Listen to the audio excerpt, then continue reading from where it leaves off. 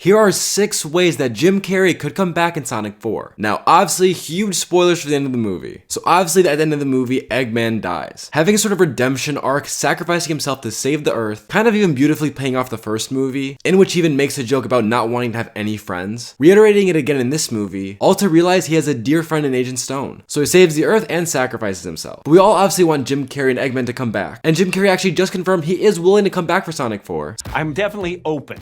I'm open to the idea, and generally they come to me with the next idea, and if I go, oh, that sounds fun, you know, then I'll do it. I don't feel locked to anything in life unless it's something that interests me. So I certainly love this crew. I love this gang that makes these movies, and I love the fans.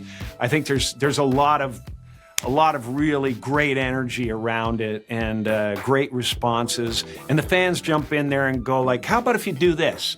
You know, and they've been super helpful. I think we're all making this movie together.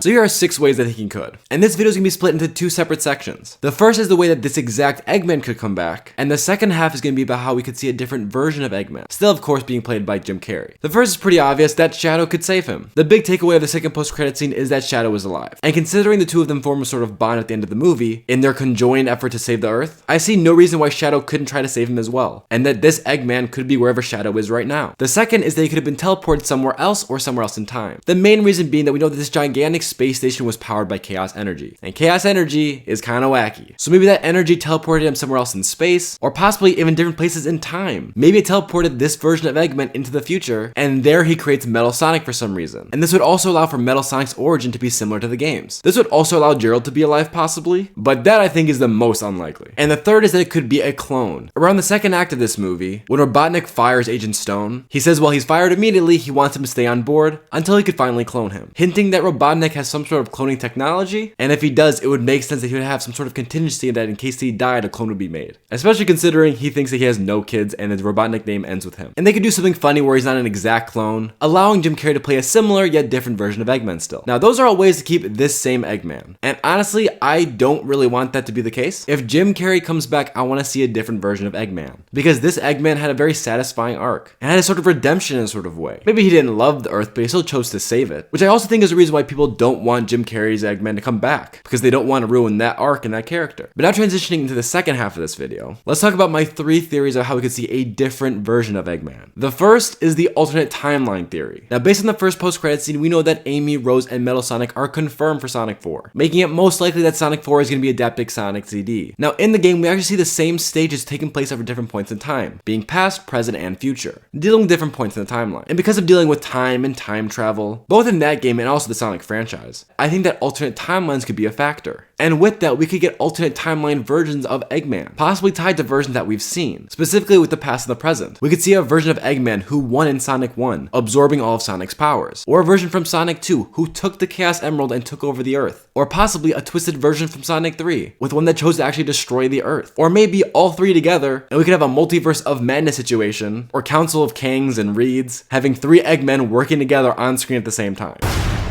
It's impossible. Is it? It couldn't be. Couldn't it? Are you? In the saggy flesh. Which I think would be pretty crazy and pretty fun. And definitely sounds like something that Jim Carrey would want to do. Well, when they told me I was going to play 2 Robotniks, I was delighted. There's 2 Eggmen now? Double your villains, double your fun. Until I realized I was doing twice the work for the same pay.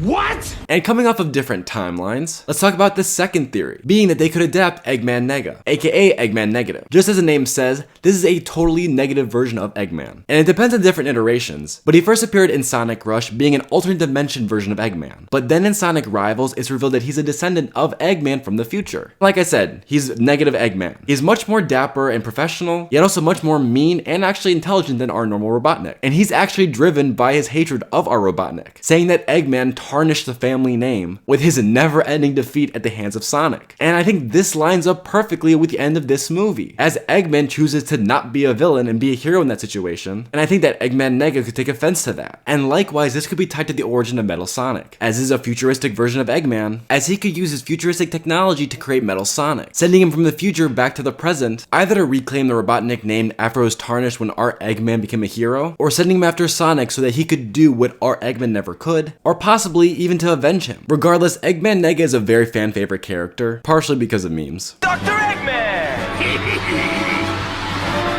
Eggman Nega!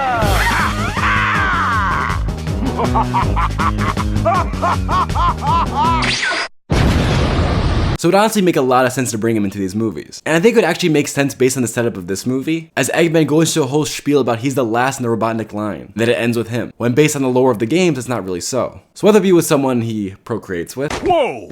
Who's this handsome fella? Oh, you honey dripper. I'd love to stay and chat, but I gotta break into a helium warehouse. You have healthy hindquarters. Why, thank you. I actually just started taking spin classes.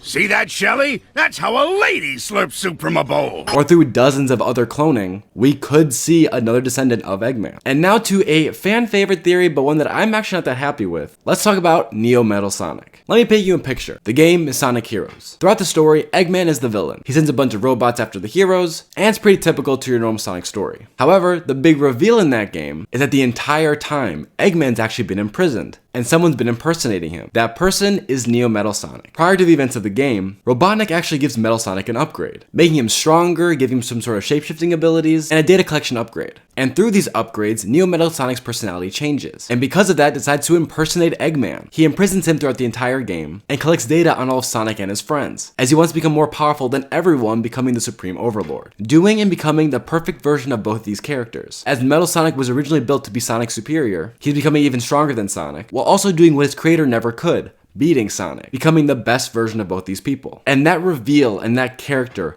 is honestly really cool. But the problem is that this reveal doesn't have as much weight when you're not attached or know Metal Sonic already. You don't know that he's lost to Sonic multiple times. So what I think that they should do is, yes, use New Metal Sonic, but save him for Sonic 5 or 6. Have a different version of Eggman in Sonic 4 or 5, or actually make Jim Carrey not in these movies at all. Then the post-credit scene, show Jim Carrey's Eggman. And even the marketing, show, oh, he's returning, and give some sort of phony reason why. Then the reveal in that movie can be, oh, it's actually New Metal Sonic the entire time. That would be pretty cool, and I think does it justice. Because of the fast-paced and short runtime of these movies already, I don't think that it'll do that reveal justice, and they just need a little bit more time to set this up. But those are my theories on how Jim Carrey's Eggman could come back. And honestly, at the end of the day, as long as he comes back, I don't care how. He is the heart of these movies, and I can't imagine them without him. Which of my theories did you like and dislike? And how do you think or want Jim Carrey's Eggman to return in these movies? Also guys, this is the last minute edit to the end of the video, but you'll notice unlike my previous long videos, there's actually no background music in this. And the main reason is because I want to know what you guys think. Something about the vibe of long videos versus the short form content. I don't know, I don't think the background music kind of helps or really adds anything to the experience. So do you guys prefer the long videos with or without background music?